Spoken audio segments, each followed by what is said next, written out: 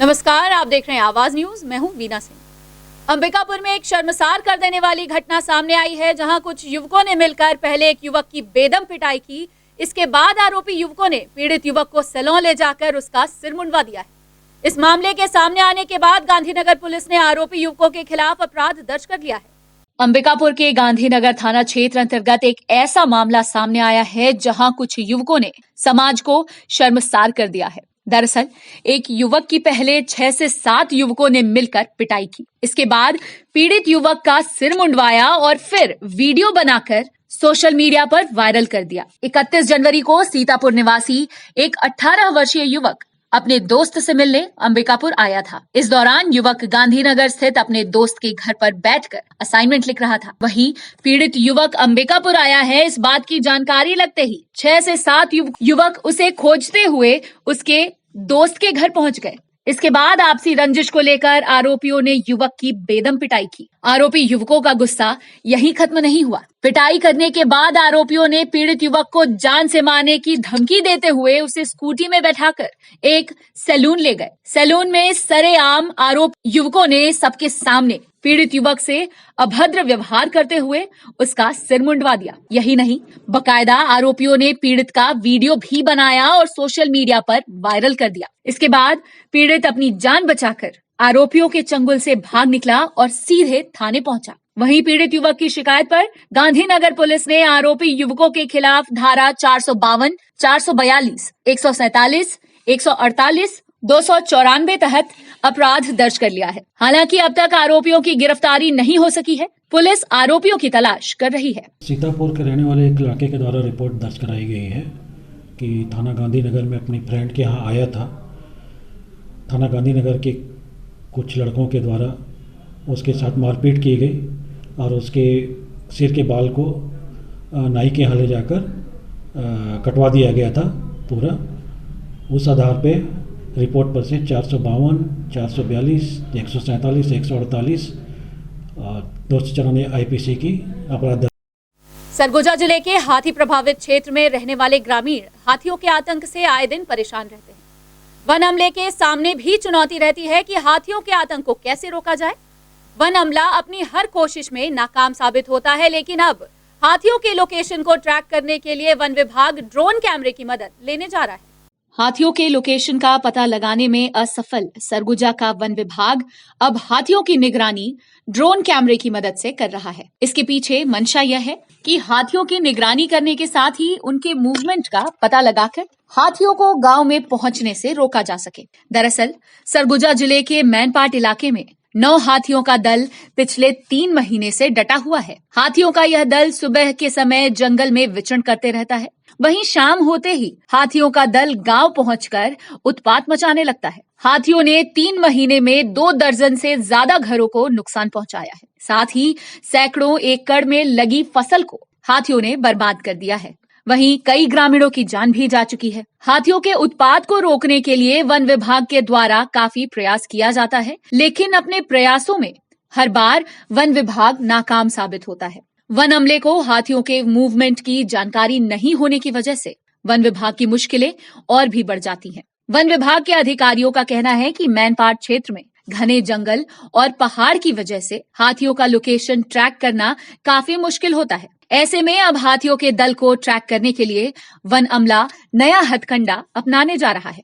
Drone के जरिए one विभाग अब हाथियों के दल की निगरानी करेगा। वन विभाग को उम्मीद है कि ड्रोन कैमरे के जरिए हाथियों के मूवमेंट का सही आकलन लगाया जा सकेगा और फिर हाथियों के गांव में घुसने वाले रास्ते पर फेंसिंग के अलावा वन विभाग के कर्मचारी भी तैनात रहेंगे, ताकि हाथियों को गांव में घुसने से रोका जा सके।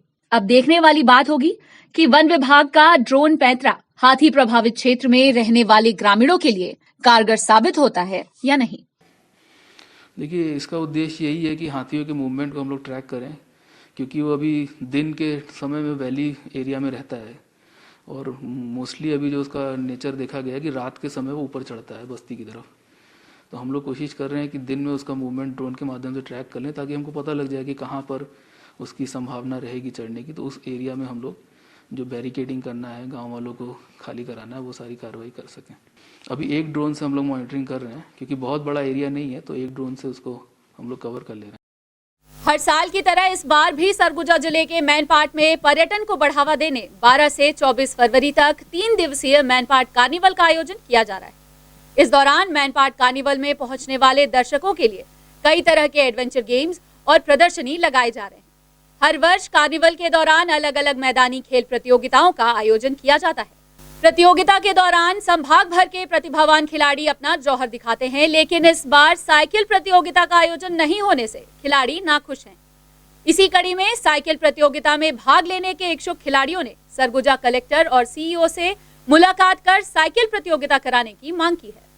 यहाँ 2013 में साइकिलिंग स्टार्ट हुआ था सर, और उसका इतना बेनिफिट हुआ कि मैं खुद अपना एक्सपीरियंस बता रहा हूँ कि मैं एशियन चैम्पियनशिप तक गया और मेरा 2022 में टारगेट है कि मैं एशियन मेडल भी लाऊंगा अपना सीजी के लिए।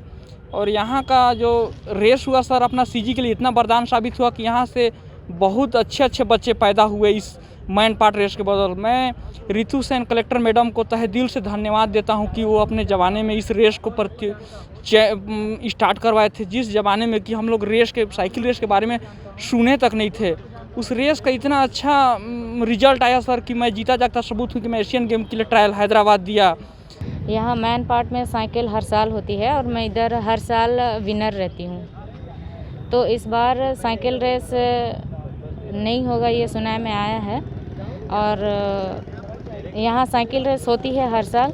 तो इस साइकिल रेस के वजह से बहुत बच्चे अभी नेशनल के लिए भी मतलब निकल रहे खेलने के लिए। अगर साइकिल रेस नहीं होती है तो फिर अभी छत्तीसगढ़ में भी पहली बार साइकिलिंग एसोसिएशन एकेडमी मिली है।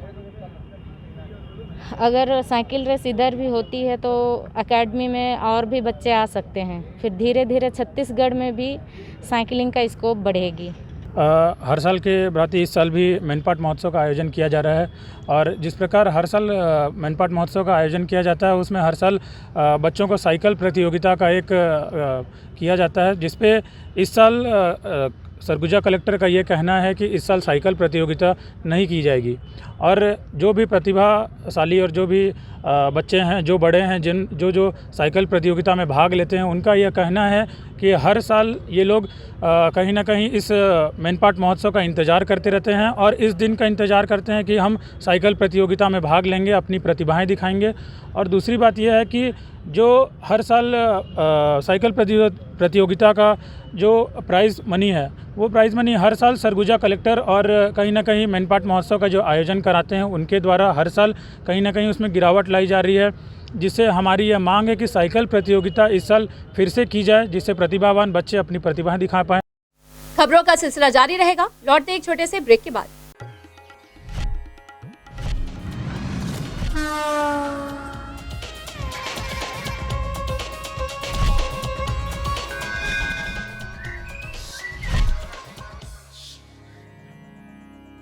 वीएम इंटरनेट सर्विस शहर का सबसे सस्ता high speed fibre internet service. 100 MBPS मात्र 700 रुपए में विद टैग। तो चाहे वर्क फ्रॉम होम हो या ऑनलाइन क्लास, याद रखें वीएम इंटरनेट सर्विस। अधिक जानकारी के लिए संपर्क करें Vande Mahamaya cable network. VM internet service, Alaknanda complex, प्रथम तल, अग्रसेन चौक, अंबिकापुर, सरगुजा। Mobile number 9111785555 7440765555।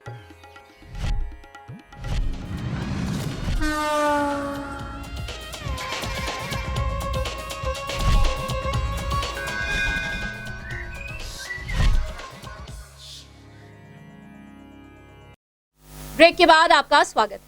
प्रदेश के स्वास्थ्य मंत्री टीएस सिंहदेव ने मेडिकल कॉलेज के निर्माणाधीन भवन का निरीक्षण कर मेडिकल कॉलेज प्रबंधन की बैठक ली है। इस दौरान उन्होंने मेडिकल कॉलेज के निर्माणाधीन भवन के प्रोग्रेस रिपोर्ट पर विस्तृत चर्चा की है। स्वास्थ्य मंत्री टीएस सिंहदेव मेडिकल कॉलेज के निर्माणाधीन भवन का निरीक्षण करने पहुंचे थे। वहीं उन्होंने मेडिकल कॉलेज निर्माण में हो रही लेट लतीफी को लेकर न सिर्फ चिंता जाहिर की, बल्कि यह भी कहा कि बिल्डर उम्मीदों पर खरे नहीं उतर पा रहे हैं। जिस बिल्डिंग को नवंबर माह में पूर्ण किया जाना था, अब तक उस बिल्डिंग का निर्माण कार्य पूरा नहीं हो सका है।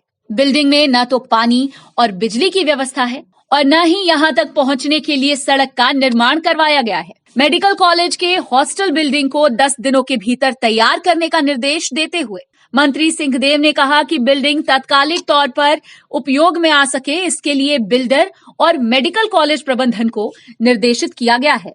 मेडिकल कॉलेज में जो निर्माण कार्य चल रहे हैं, नए बच्चे भी आ गए हैं, उनको शिफ्ट करने के लिए जो बिल्डिंग तैयार हो जानी थी वो अभी भी तैयार नहीं हो पाई है।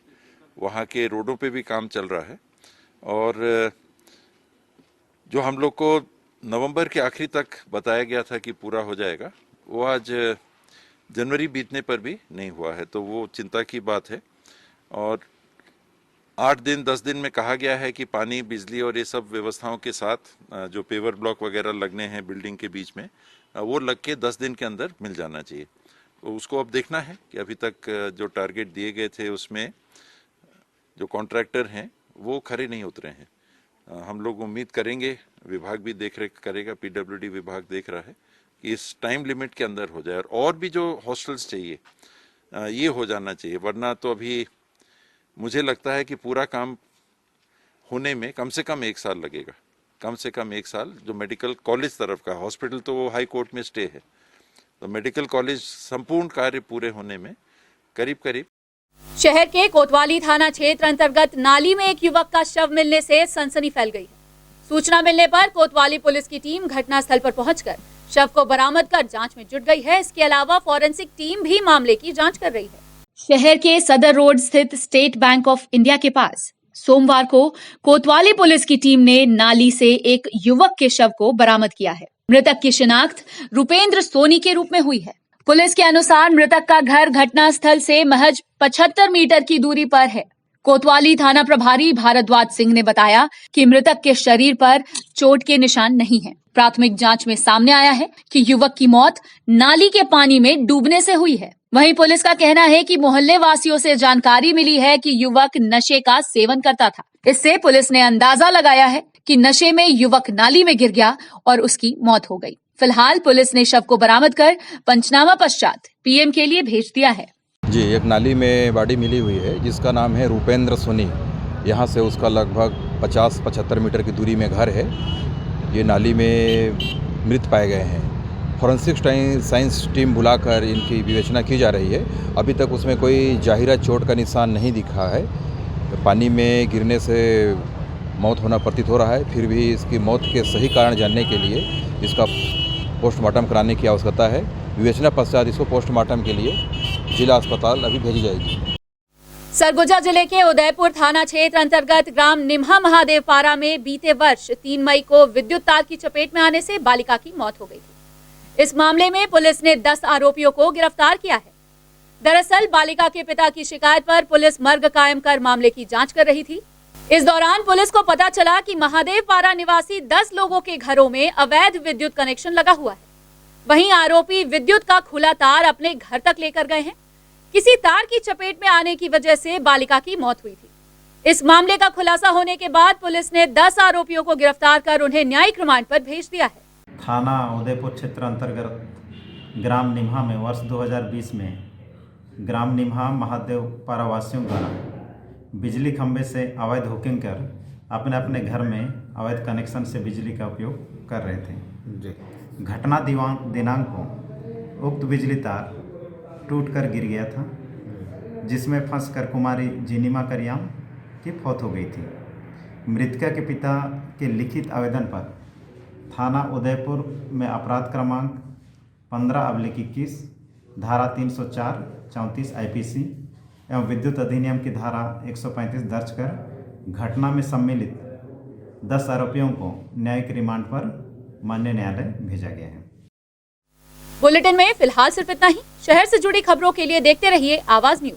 इस न्यूज के स्पॉन्सर हैं वीएम इंटरनेट, अलकनंदा कॉम्प्लेक्स, प्रथम तल, Agrasen Chowk, Ambikapur, Surguja, Chhattisgarh. VM internet service शहर का सबसे सस्ता high speed fibre internet service. 100 MBPS मात्र 700 रुपए में विद टैग। तो चाहे वर्क फ्रॉम होम हो या ऑनलाइन क्लास, याद रखें वीएम इंटरनेट सर्विस। अधिक जानकारी के लिए संपर्क करें Vande Mahamaya cable network. VM internet service, Alaknanda complex, प्रथम तल, अग्रसेन चौक, अंबिकापुर, सरगुजा। Mobile number 9111785555 7440765555।